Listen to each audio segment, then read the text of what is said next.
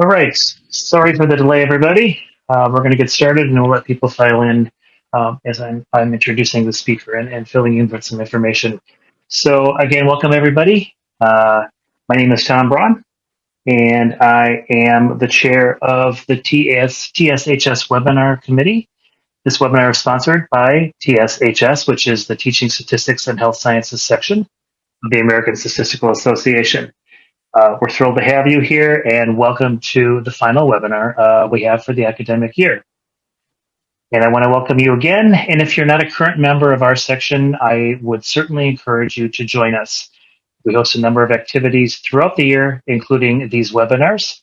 And we work to build a community of statistics educators who primarily work in health sciences settings. We also host the TSHS resources portal at the website that's listed on the screen in front of you. And so if you're in need of some real world data for your courses, please head over to that site. And for more information on our section, please check out the section blog that we have, as well as the website we have both listed right here on the screen. Specific for our webinar today, we will have Mike Swartz give his presentation, and we'll save plenty of time at the end for additional questions and discussion. All attendees will be muted during this presentation. If you have questions, we ask that you use the Q&A button at the bottom of your screen to put your questions there. We will monitor the Q&A channel, and we'll pose your questions and organize them and give them to the speaker at the end of the presentation. Mike has also stated that he is welcome to have a conversation, so if you post questions and we feel they're appropriate while he's talking, we may pose them then as well. However, we ask that you do not use the chat feature because we won't be monitoring that channel today. So again, please use the Q&A feature to enter your questions. So today, TSHS welcomes Dr. Mike Swartz. Tom, are you sharing the screen? I am. Okay, because I'm not seeing it shared. Anybody else? Well, I don't need to share it anymore. You might want to show it just for the links that you were talking about. I'll post those links in the chat window. So nobody saw anything. No? Or in the QA. Nope. Okay. Thanks, Lila. Yep. Okay. All right. So I have stopped sharing. Good. All right. Sorry, folks. Today, TSHS welcomes Dr. Mike Swartz. He's an associate professor and vice chair in the Department of Biostatistics and Data Science at the University of Texas Health Science Center at Houston School of Public Health. He received his PhD in statistics from Rice University in 2004, and his methodologic research focuses on developing Bayesian and hierarchical models for studying multifactorial traits and outcomes in both observational studies and randomized trials. Mike has taught a variety of statistics courses, and he's been nominated numerous times for awards in recognition of his teaching, and he won the Outstanding Teaching Award in 2006 from our very own section, TSHS. And so at this point, I'll let Mike take over the presentation. Welcome. Thank you, Tom, and thank you for inviting me to give this webinar. I'm really happy to share what I've learned from my teaching experiences. So let me start by sharing the screen. Okay. This is going to be a little bit interactive. I have some slides that I'm going to go through, and then I'm going to bring up some actual rubrics that I use in class. So I hope that you guys can see that, and then I'll also show you some of the polls that I use for the flipping the classroom. So I'd like to just jump right in here and I'll start by talking about rubrics. So just as an introduction, when I first heard what is a rubric, I kept thinking, well, how's that different from the solution set that you make when you make a homework, or when I make a homework solution key? And I finally got what it was when I had a TA who I'm going to name here. Her name is Allison Rector. She came to our school from teaching high school and used rubrics extensively. So when she started working with me on class, she wanted to make rubrics. And I said, well, sure, let me learn from you. So I want to give her credit because she taught me everything I know about rubrics. And essentially, a rubric is more than the answer key. It's the matrix of possibilities with the points associated with them, so that essentially you can click on a box if you think about it that way. And I'll show you an example in a couple of slides. And that says they made these types of mistakes, so they get this many points. And the process is first make the solution key, then given the key, make the rubric and make this matrix so that it's a tool that you can use every time you want to grade. The other discouraging factor that kept me from doing it for a really long time is it sounds like it's intensive to make it, and it's not as intensive as it sounds, but it does take a little bit more time. It's an extra step. First, you make the solution key that you know you have to make, and then you make this rubric for it. But it does provide some substantial advantages to grading once you have it. So the advantages that I've found is definitely after you've developed the rubric, and for me, it's a breathing process. The first time I make it, it's a draft, and after grading a couple of assignments and editing it, it ends up being a tool that I can use as long as I have that same homework.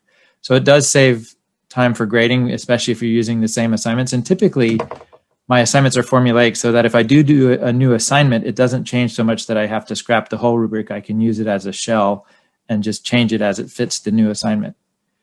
It supports uniformity of grading, and it works really well when there's a team of you grading because it helps the grading be much more uniform.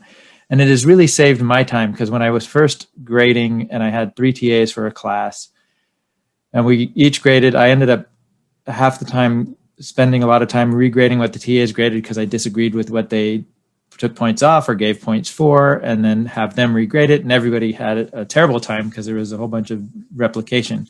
But since I've implemented rubrics, it's a lot easier. And even when students push back on it, it's like, well, that's what the rubric says. So it even prevents the students coming and asking for changing grade and et cetera. And because it's so uniform, it helps prevent grade inflation. And I have a final project in one of my classes. And, I don't know if this happens to you guys as teachers, but for me, you get emotionally attached, especially to the better students. So you want to give them the benefit of the doubt in certain situations, et cetera. And it sometimes takes me really long to grade because of subjectivity and this project's good, but is it that good? Is it a B or is it an A? But once I developed a rubric for that project, I just go through the boxes and at the end, they have their grade. And if I want to go back and say, well, does it, do they really deserve, is it this for this question? The points only change a little bit, not substantially if I think I was too harsh. So it really helps me put people in their range, even if I have an emotional attachment to the student and want them to do well. And I'm sure it protects the students that I have, something against from me going too low. And so it even helps with that. So it helps the grade to be uniform for them by mistake rather than, by relationship with the student. And it helps prevent grade inflation because especially when I first started teaching, I wanted everyone to pass. And so I'd look and say, oh, is it really a 69? But again, with the rubric, I've had in some instances, lower grades than I have before, but it's because I was giving too much benefit of the doubt than I was in the past. So I really like the idea of the rubric because it only gives me a little bit of flexibility that I need. And I don't know how you guys grade, but I definitely needed it to stay in the lane of, grading people uniformly across the board. So I appreciated that piece of the rubric once I started using them. And I also use them as a tool to help maintain exam security because I don't give the students back their exams, but I do give them their rubric. And I'll give you an example of the rubric I use for the exam. And it'll tell them the concepts they need to study, but it won't tell them this is the question, here's how it's worded, and here's the answer that you would expect. It doesn't give that much detail away. So it's a great tool to help maintain exam security. And I was grateful for him with the lockdown because that's immediately what I thought of when the lockdown happened in the mid-semester. It was right after I administered the midterm, but had to give the grades back. And this is what I came up with to give the grades back and keep my exam secure. And I also, for the homework assignments, let them see the rubric so they know what things that they need to focus on because it'll give them how many points are at what mistake and what kind of things they do. So even if the instructions aren't clear, they know what they need to give me on the homework set so that they don't lose points because they didn't realize the instructions asked them to write the equation for certain calculations. The rubric will say, equation 1 point. So they know they need to put it. So I'm going to stop the presentation now and go over to some examples. because it's a matrix, I use Google Docs, Google Sheets.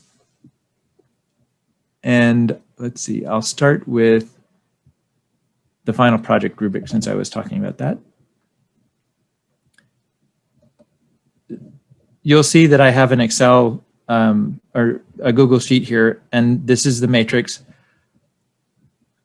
In the corner, I have the maximum points, and then my expectation for each bit of the final project. And the final project is a little bit more vague because it's basically analyze a data set, perform linear regression correctly. So I don't have questions and things that I wanted to hit, but I do have an outline of items that I will be looking for. So each item I'm looking for, I put on the rubric, and I ask them to write a brief, I think it's a 5-page report.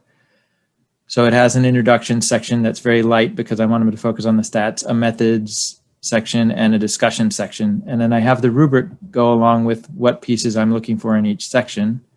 I want them to clearly state their research question and provide enough justification to understand the research question and modeling. And I have a simple rubric, and so the comments are what I want to give feedback to the students. And then on the top, you can see I have numbers that start at 0 and go, to make it a grid, I have it go all the way out to 10 because the biggest point value I have is 10. But I stop at full credit when it's full credit. So this first part of the introduction, clearly state their research question, 5 points. I have 0 if they did not state it. I have question clearly stated but not compatible or answerable from regression. And then question is clearly stated is 5 points. And so these numbers at the top correspond to how many points they get for the box. And then I do have some flexibility. If I have some subjectivity of, well, it's not clear, but it doesn't quite fit in this box, I can say it's between clearly stated in this, so it's a 4, or it's not quite up to this, so I give it a 2. And I can decide on the box. And then what I do for grading is, if you see at the bottom, I have the tab master, which is this version. And this is where all the text and expectations are for the rubric. Then I make a copy, and I use conditional formatting. So you can see this gray box on 0, and that the Google Sheet is doing. And it looks the same, but up here you'll notice that every cell refers to the master. So as I'm grading, if I decide I don't like the wording of one of the boxes, I come back to the master, change the wording, and it will change on this copy and any copy of this sheet. And so for the group 1, this is what the students would see. And you'll see when I switched over, nothing changed. So I basically copy this sheet that says copy this one as group 1.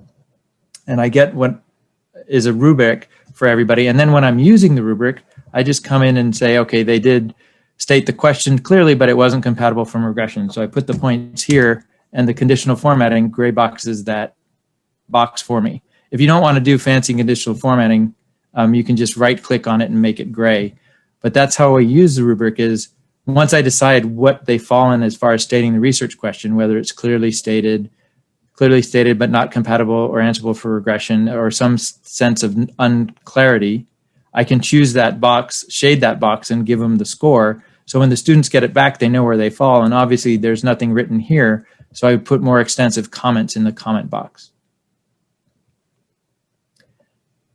And then going to the next one, provided enough justification to understand the research question and modeling. So if they did that, we could give them a 5. And so then you can just go through grading on the project, giving them scores 1 to 5. Now, I said I give them the rubric. I don't give them the rubric for the final project because I don't want to give them this outline of what they have to do. I want to see what they do under their own devices. So I only give them the rubric after the project is done. I don't let them see the rubric while they're doing it. So I'm going to pause here actually and see if there's any questions in the Q&A box.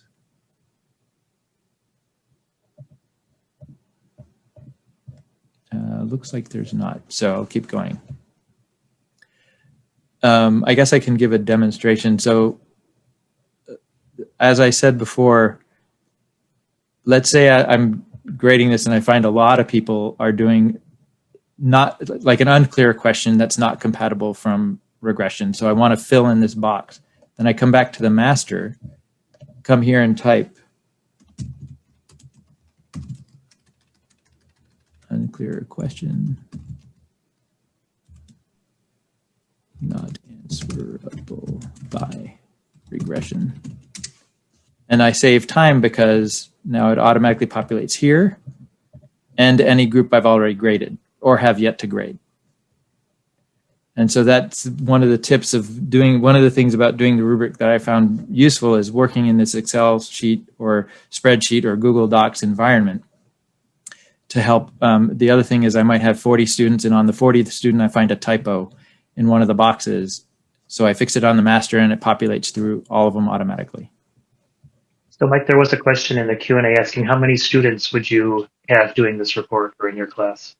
It's ranged from 15 or 14, which I really loved, to 55, I think was the biggest class, or yeah, about 55 was the biggest class. And I just go to the copy this one, right click, duplicate, and it pops a new one. And then I make a new name. And if you really want to be, depending on the order you want, you can just move it. And I have the bigger class, I've had TA help. So having a TA was very helpful, and they're able to do this as well. So how long would one report take you through this rubric? Would it take you to finish the rubric? Do you have an idea? You mean when grading or when? Yeah, when grading a paper or a report. I don't know. All I can say is it was shorter than when I didn't have it, because when I didn't have it, I'd read it, and then if something came up that I hadn't considered before, I'd be like, oh, I have to regrade all the reports to do this. And now even if that comes up, I put a new box and then I go back and check and make sure, but it's only if someone would fall in that box. So I can quickly go back through the rubrics with the comments and see if someone fell out of a box and put them in the new box. So it makes it really easy, especially if something comes up that I didn't consider. It makes it faster. And so on a related question, I'm used to like grading a paper and putting comments in the margins and then figuring things out later. Do you read the paper and then do the rubric, or is it sort of simultaneous? It depends. So this is, actually, come to think of it, I confused my two classes. For this class, the 1820 class, it's an in-class project, presentation or video. So yes, I watch the video, take notes on the slides and everything, and then come back to the rubric and see and put them in each box for what I'm looking for. And occasionally I didn't take right notes, so I'll go back and watch a video to answer the specific bit of the rubric. There was another question that asked, sorry, Mike, which of the sheets do you share with the groups? Is it the group 1, group 2?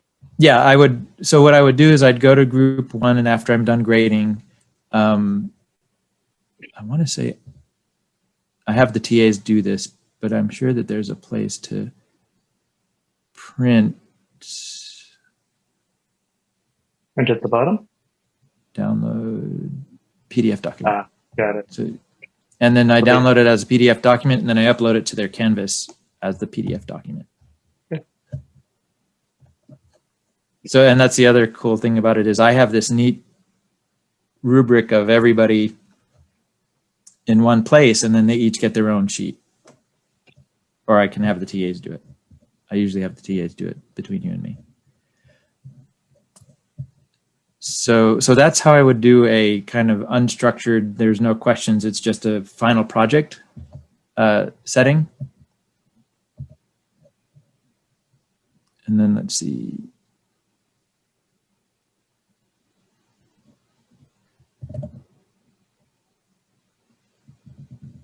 And so this is an example of what I did for a final project. Final exam for a course, an introductory or intermediate biostatistics course. It allowed me to add a column here because when I put this is my first online class that I ever taught with this rubric. And what I found out when I taught on Canvas is my question that I came up with the exam is this 1A, 1B, but Canvas didn't like those numbers and there was no way to link it. So I was able to put a map on an added column here to just help me map the question, which was very helpful. This one is not conditional formatted because I had the TAs come up with it, and they didn't know conditional formatting. So like I said, we would decide what the grade was. Oh, I have names there. I'm sorry. I thought this was blank. Let me hold on a sec. I thought this was blank. I'm sorry. That's not the one that I brought up. So I'm not going to talk about that one since it has students' names. I apologize. I had the wrong file here.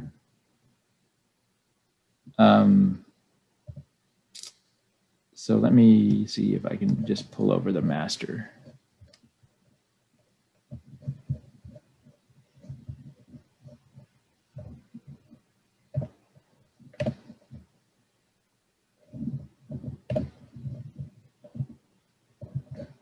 Okay, so here is just the master without the name. So but I used the same setup that I did before, so I could go through the different pages, but since it's the master, it's not going to look the same. But what I did was I choose the points awarded on the box, and then you can either right click and choose the color, or once you click on the box, I pick a color and just manually color it and then write the comments.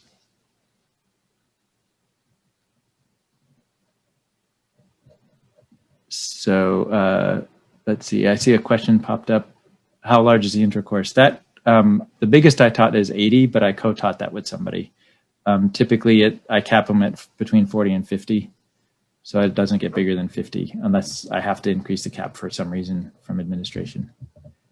And then speak a little more to the decision not to share the rubric with the students. How do I communicate the expectations, and how are those expectations aligned with the rubric? So typically, if I don't, I didn't bring a copy of my exam to show, which probably with hindsight would have been better to do. I ask questions and give the exams to the TAs to help me decide their questions are clear. And then based on how I ask the question, I build the rubric off of the questions from the exams. So I don't have a box for it, essentially, if it's not asked on the exam. And that's just, I just do it more, I follow more closely in this setting with the rubric and the exam from the questions on the exam. And for the final project, some years when I find that a lot of people don't give me what I want, I usually invent a curve and then edit the assignment sheet for the next semester and then go from there. I like I said, I don't like to give the rubric because it'll tell them pretty much how to do the analysis strategy and all that, when I really like, that's part of the final project, and the openness of it is to get them to do that themselves. So I hope that answered that question. So the one in front of us, you would have shown this to the students before they did the homework assignment? This is for an exam, so I wouldn't show this. Oh, this is the exam. I'm sorry. I'm lost. Okay. But the Canvas, since you asked that question, I'll just jump to the Canvas. Canvas, the rubrics are available for students to view. This one is once they have done the grading, and the Canvas is a little more flexible in that it's basically a range of points or 0 points. And then you click this box and then you can adjust the number of points here. So it's not as rigid as the one that I developed for the exam, but they can see this, so they would read this. They could read this and see what they would lose points for. And then even though it's the points, it kind of outlines the points in this. So it says lose 25% credit if not done in SAS. And it lists the points and view longer description. I guess it's not there. And the TAs made this. So that's why I'm kind of fumbling with it, because I've not used this myself in Canvas to grade a homework, because I've let the TAs grade it and then I just review the assignment. But here's an extensive. All of your homework assignment rubrics are in Canvas, not in an Excel spreadsheet. Correct. All of my homework assignments for all of my rubrics for homework assignments are in Canvas, because it helps facilitate the whole process, because there's no save as PDF, download, upload to Canvas. It's all in there. And then actually, if you do it this way, the grade automatically pops into Canvas in the grade sheet. So it's much easier for the TAs to work with. But the only thing I've noticed is if two TAs are grading at exactly the same time, the last one to hit save is the one that's saved. So the TAs have to coordinate a little bit. If they're doing it by, I do the first few questions and you do the next few questions, they can't be doing the same assignment at the same time, because the last person to hit save is overwrites the other one. But if there's only one in there, then someone can come in and they see the points that the other person did and can add to that. Does that make sense? I hope that makes sense. But the Canvas grid allows for uniform grading among TAs, because you can list out in this box what each point is for, and it's essentially the notes from my solution key, so they can decide what the points are for and then click in the appropriate box. Let's see. And then can I ask you if you feel like the number of students coming to you with questions about their grade has substantially decreased? Do you feel? Does it help? I think it's helped.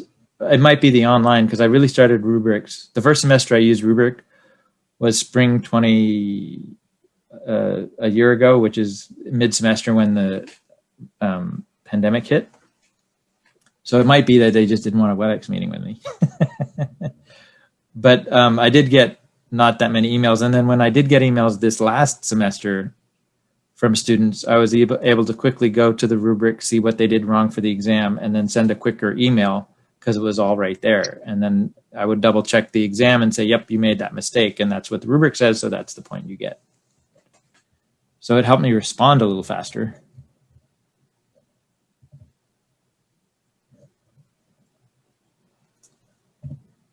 And then I'm actually going to check the other rubric to make sure that it is clear of student names before I bring it up. Okay, and then this is another rubric on Google Docs for another exam. And this is the one that the TA who taught me about rubrics made. So you can see a little bit of a different format and a lot of convenience, because there's kind of a general comments, a total score, the score for each question. And this is really nice because it's all referenced in Excel. So when you're doing a student one, they can see right away their score, everything, and then the comments for each question and the credit they get for each point. But I don't know that this is conditionally formatted, because the rubric is not quite across the top the way I did it. This is a slightly different way for the first few questions, because these first two questions were complicated and open-ended, and then the others were more formulaic, so that they were able to do the rubric the way that I was showing you before. But I like this format of the rubric where it's the points across the top. And the first one I did, it was minus points off, but the shifting my mentality to points for each accomplishment was easy. And this is actually kind of answering the current question of how I refined my rubrics with time. My first rubric, I thought, because the way I always graded was if they did this wrong, they got these points off. And so my first rubric was, I had -1 through -4 across the top. And I just thought, what mistakes were they making, and counted off. But then after conversing with this TA, Allison, she was saying, no, it's better to use the points they earn so that you can focus on how they're doing the points correctly, and focus on making sure they got what you're looking for instead of taking off for getting it wrong. And so I started trying to do that shift, and I forced myself by just making the next rubric for the next year to be points earned for various things. And it required me to think about what is it that I'm wanting them to do, especially with the final project. What is it that I want them to do, and how do I want it to show up? So what is the correct answer? And then what are things that are, not quite making it? And then once I did it that way, I really liked it. So that's the major refinement that it has. And the other thing is, when I sat down to do a rubric, I thought it had to be, if there's 3A has 10 points, it has to be one line for that. But then when I was doing another rubric that I didn't show here, it is. It's the one that I can't show. It's this untitled one. where here it's 1A is one part of the question, 1A log rank test p-value is another part of the same question, and I have points for each section, and then it goes from 1, 2, 3, 4 for the scale. So I stopped making it so that it's one row per question and have it one row per part that has multiple points. So hopefully that answers that question. And it is really a breathing document. Everybody probably thinks differently than me, and some people think similarly than me. So you can make a rubric that makes sense to you, or if you're dealing with a team, you can make a rubric that makes sense to you and the team to facilitate grading and making sure you hit what the students should be doing. That's the only kind of scope I would think of for rubrics. So Mike, did you do this from scratch, or did you find someone else who had done this, or how did you first start doing this? The rubrics? Yes. So I had one, the student that I had made this rubric for the exam for, I think this is my spring midterm. Yeah, spring 20 or spring 19 midterm. And then I used that as a shell when I made the next exam and edited it. This I made from scratch. And that's why it's not as pretty, because it's just a row for the question, for the thing that has the points value. And this is off of the assignment. I tell them, you have in your introduction, I want you to clearly state your researcher question and provide enough justification to understand the research question. And I decided, and then I said, that's 10 points. And then I decided that's 5 each when I made this rubric.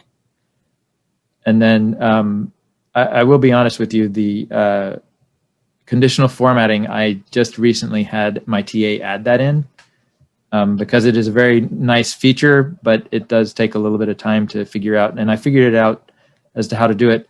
The easy way to do it, though, is when you're making them, when I make the master, that takes a long time because you're thinking of all the cells and all the mistakes. And I would say this is the 7th iteration of this rubric, because I make a draft to grade the first one. And then when I grade the first one, if they met every expectation, I don't notice anything if they got it all right. But then they start making mistakes and I'm like, oh, I didn't cover this in my rubric. I need to cover this mistake in my rubric. Or, I need to state what's missing and put a grade for that. And as you can see, there are still empty boxes. And if I find myself using an empty box a lot, then I make something up for that box so that it's got a more standardized setting. And it does, the timing is, for the first time I made a rubric, and it does take some time, like I said, but then when you grade with it, what convinced me and sold me on rubrics is when I was grading without a rubric, and I read a paper that did something that I did not expect, and it was a mistake, I would have this vague recollection that somebody else made that same mistake. So I'd have to go back and look at, well, what did I do for their paper? And how did it work there? And all that stuff. Whereas now if I do that and it comes up and I'm like, oh, that's an important thing and I can't believe I forgot that, I can add that box right away. Otherwise, I can go back to just scan the rubrics and see which one it was. So it's still, when I want to be consistent across grading and have to go back through the papers, having the rubric is much easier than going back through all the papers and read through the comments in the margin and all that stuff, because it's all in one place. So to me, it was well worth the time it takes to put in to make that first rubric, especially since for my class, it's pretty formulaic. The final project is find a data set, and there's things I expect to find. So this rubric, I don't have to edit it all now. I don't think, I hope not, after using it for 6 times. But the final exam, I have a formulaic exam where question 1 is on this construct from the class. Question 2 is on this construct from the class. So there's only so many ways to ask that question and get that information. So the rubric still works for it, even though the question changes a little bit. And my other question for you, Mike, is I've learned that I always wanted to create a rubric that was so general that I could use it in any setting. And those I found of useless, right? Like the good, not very good. I'm finding that these are very text specific to the assignment at hand, if you really want to do it well.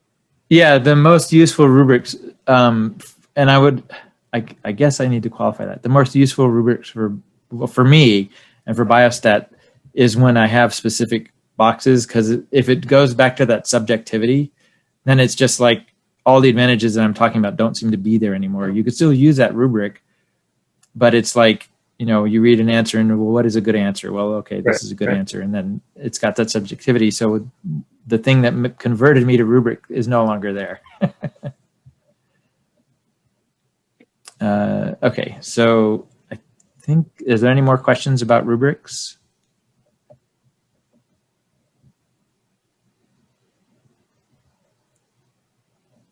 And the last thing I'm going to say, as I say about rubrics, is I really like doing rubrics in Excel because of oh, wait, there is one. There's one more thing I wanted to say, but it doesn't seem to be. Oh, I think it's on. Yeah, this one. So with this rubric being in Excel, we have all the grades, and typically we have more students, but I deleted them. At the beginning here, you can see the midterm grades, the histogram of grades, and curved histogram. These are extra Excel spreadsheets that help me decide whether or not they need a curve. It's only one grade in here that's a fake, so it's hard to do this, but I was able to do a histogram of grades, then come up with a curve, see what that would do, and then I had this self-populate, because these cells would refer to the various sheets, so I had this grade sheet, and my curve was adding 1 point, because I had a lot of people on the border, and I was like, well, is it really worth giving that 1 point? What is it going to look like? And plus there was also a question that I felt like I graded too harshly, and rather than go back and give the 1 or 2 people that got it right, figure out what to do with them, and then everyone who got it wrong, take a point off, I just said, I'll just give everyone a 1 point curve to stop the complainers from coming complain about that 1 point. And then I can see what it does to my grade curve and then decide what to do. And that I can do that all in the spreadsheet, which is really nice. So it's kind of a rubric / Google Docs Excel spreadsheet plug. Any more questions about rubrics? So there is a modicum of Excel comfort or Google Sheets comfort to do this well. Well, for me to make it work this synergistically, yes. But you can make a rubric just by drawing a grid on a piece of paper. Mm-hmm. Or the Canvas rubric doesn't have the Excel advantage. It just has the boxes kind of idea. And like I said, if you don't have any real Excel advantage, you could just do the text in boxes, and then it's easy enough to point and click in the right spot to get copy this rubric done.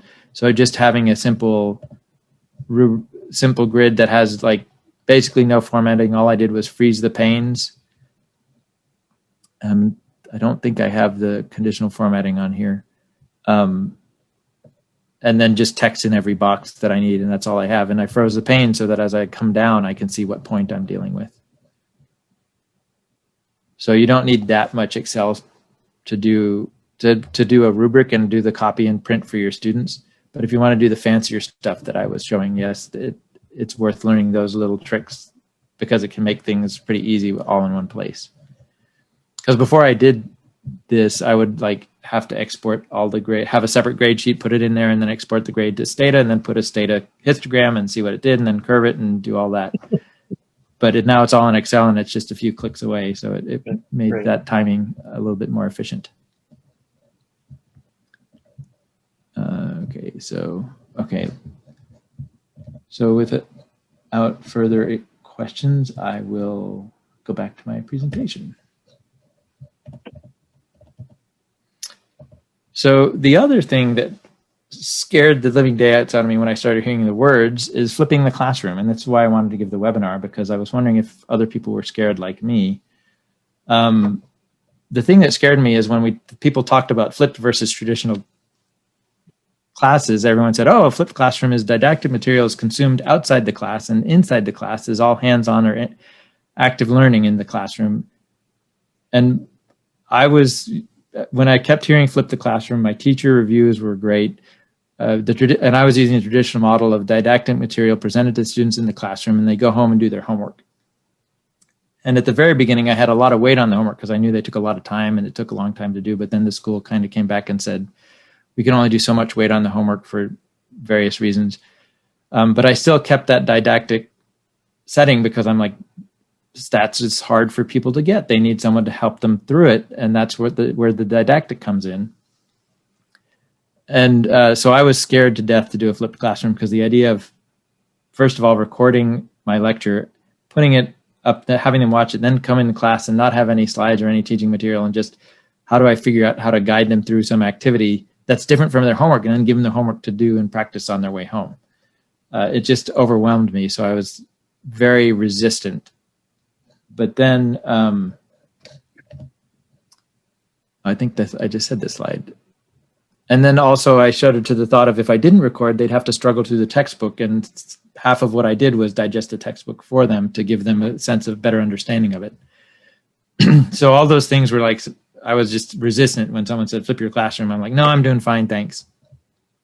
But then I took a teaching improvement course for clinical faculty because the school had some slots for people to take it. And I said, well, I'll see what I can translate from that to biostatistics. And it changed the way I view everything because they brought up the concept of a partially flipped classroom. And a partially flipped classroom, I think all good teachers do this because you can even consider the basic most partially flipped classroom of those of you who lecture and then turn to the class and say, who wants to give me the answer to this question? And then one student answers it. That doesn't help all the students because some students might just sit there waiting for that one student to answer or the smart students they know in the class to answer. And so this asking a student in class to one student for one question lets that one question answer, and it flips the classroom for that one student. The flipped classroom is not much more than just having a polling technology that asks the question and expects all students to answer before proceeding. And then the other thing that gave me relief is you don't have to flip the whole hour-and-a-half lecture or hour lecture, or however long your lecture is. You just need to put some of these questions in, and even if a student is zoned out, they'll wake up to address this question. They'll think about the material that the question is over. So you can break the lecture into essentially the didactic stuff that you like already, and then just put some polls in it along the way. And your first round could be just thinking of those places where you ask the students question to think about at their seat and someone to answer, and just make a poll and make them all answer that question.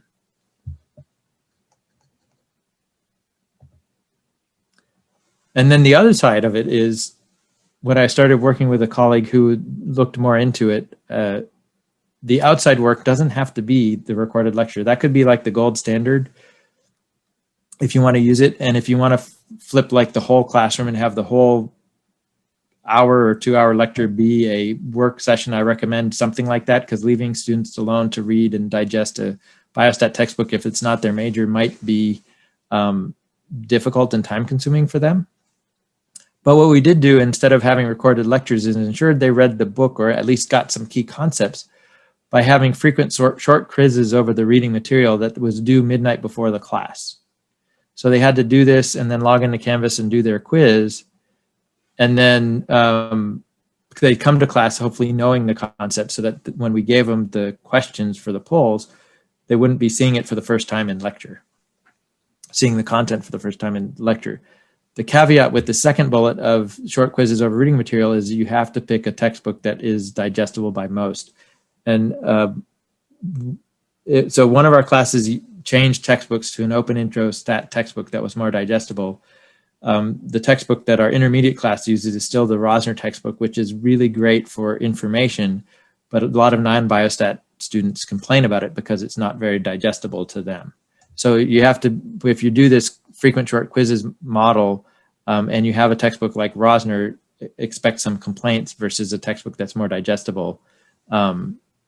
Then you have fewer complaints and the students are quicker to engage with it. Mike, can I ask you how much you made the quizzes worth their grade? How much it contributed? I want to say all of them added together was 5 or 10%, not more than 15%. It was pretty small.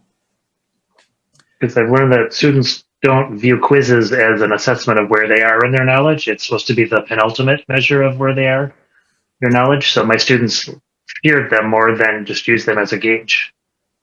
But I don't know what your experience was.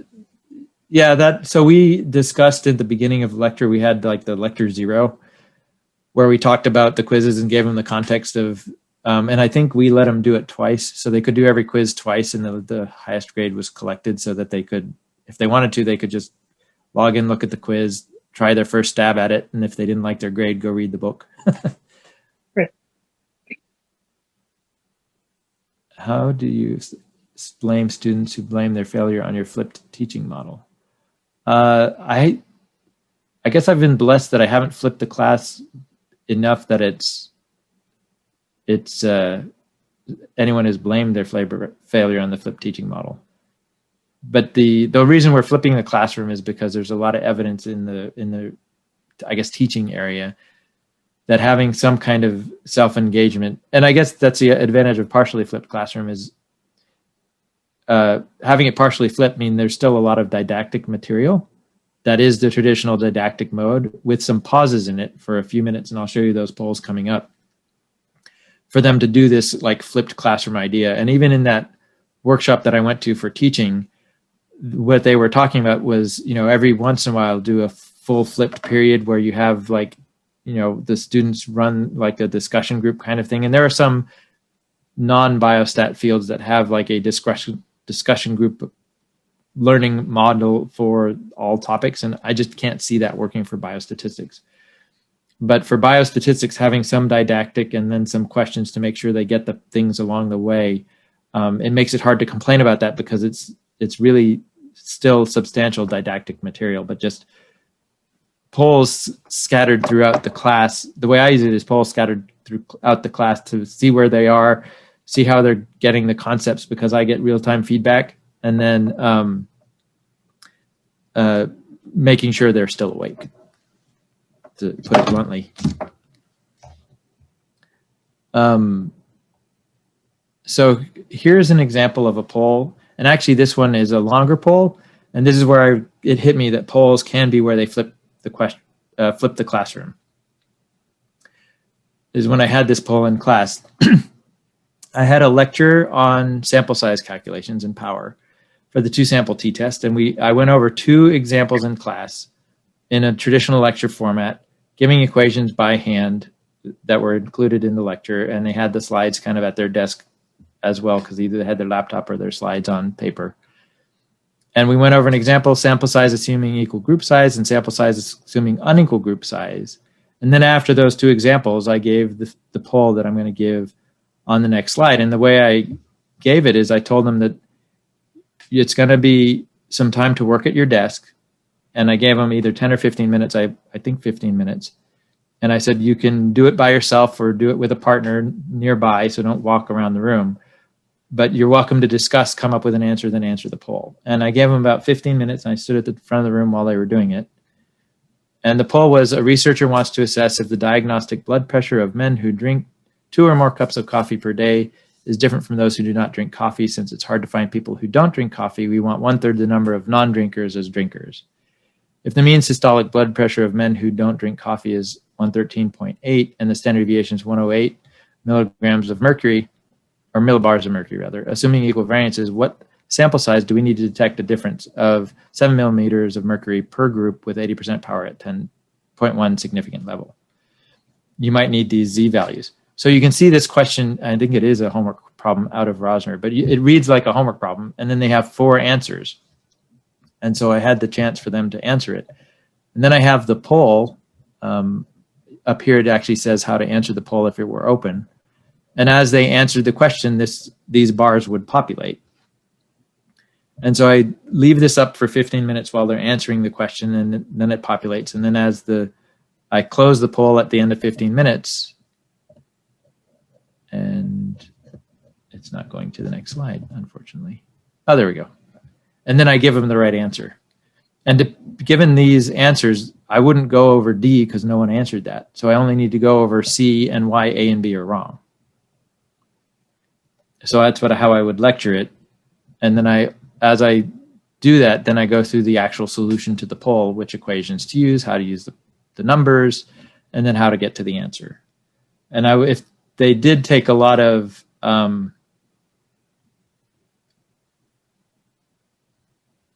and I use this as a gauge to how much time do I need to spend explaining why each one is wrong. And it looks like 4% is probably one person got this one wrong, and then probably 3 or 4 got B wrong. So I'd spend a little time on each explaining why each is wrong.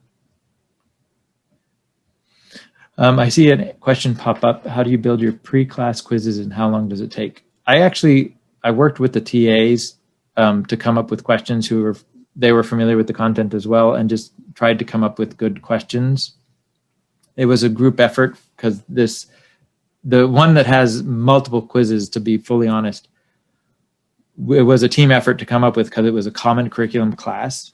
And so we wanted the questions to be, good. So we had 2 faculty, 3 TAs, and all 5 of us discussed and came up with the quizzes. So I don't even know how to gauge how long the quizzes came up with and how long it takes.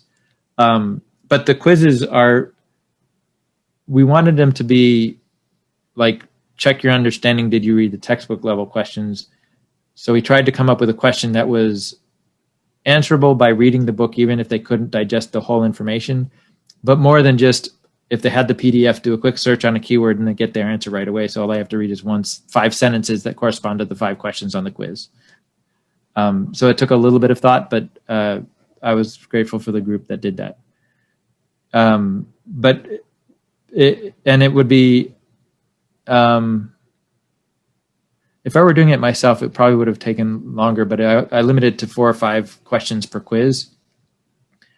So that makes it a little bit shorter. And then knowing that they're on the easier side and not these complicated questions, it was definitely much shorter than it would take.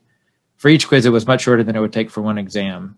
And obviously, the quiz is implementable on Canvas, and I believe they were all true, false, or multiple choice. So I didn't get that much into the complexity. So Mike, we've got about 6 minutes left. I don't know much more you have. I was curious, my question to you is, do you start the class each time with a quiz, or does this come partway through or at the end, or did you find a best time?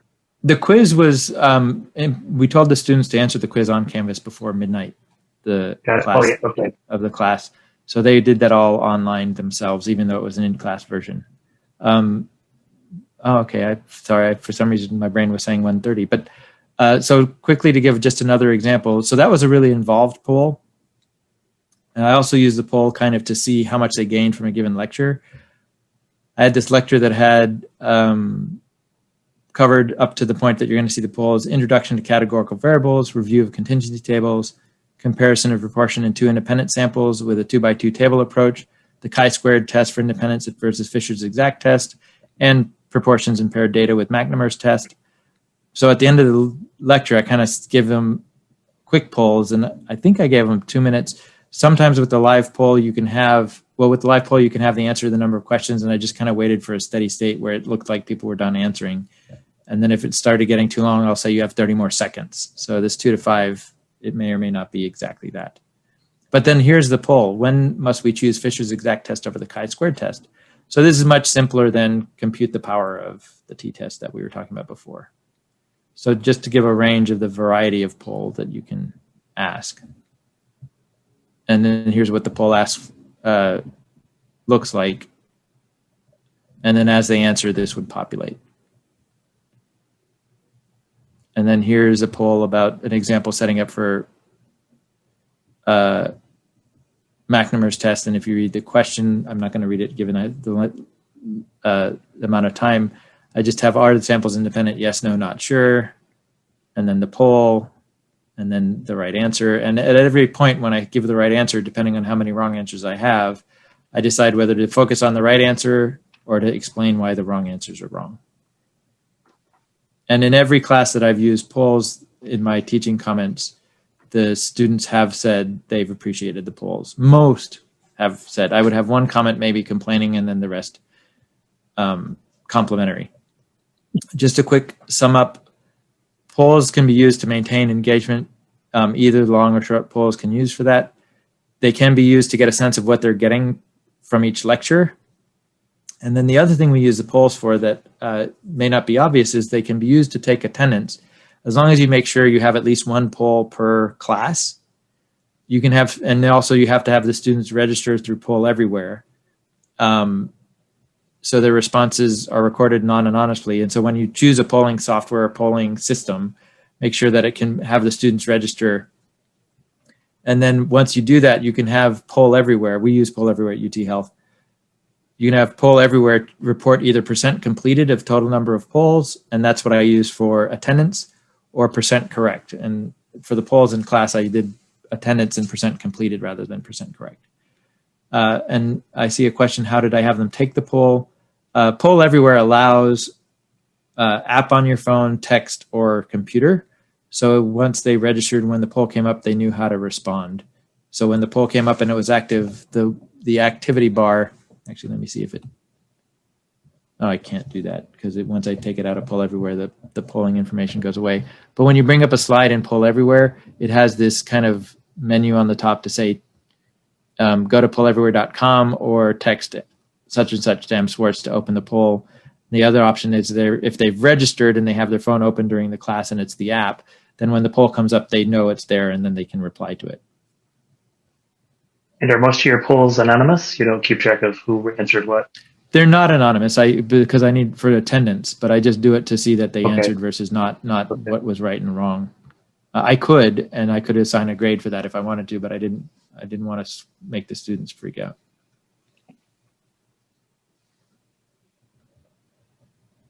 All right. And that finishes my presentation. Wonderful. Great timing. If there are any questions in the next 2 minutes, please type them in the Q&A. Otherwise, I want to thank everybody. And I guess you can see my face one more time as I'm speaking here. In the chat right now, since my presentation of my slides is not working, I just put a website where we will house this recording once we get it downloaded. And I'm glad you all could attend today. I learned a lot about rubrics, and I'm more enthusiastic to use them. So thanks, Mike. And thanks to everybody for attending. You're welcome. Thanks for inviting me. Take care.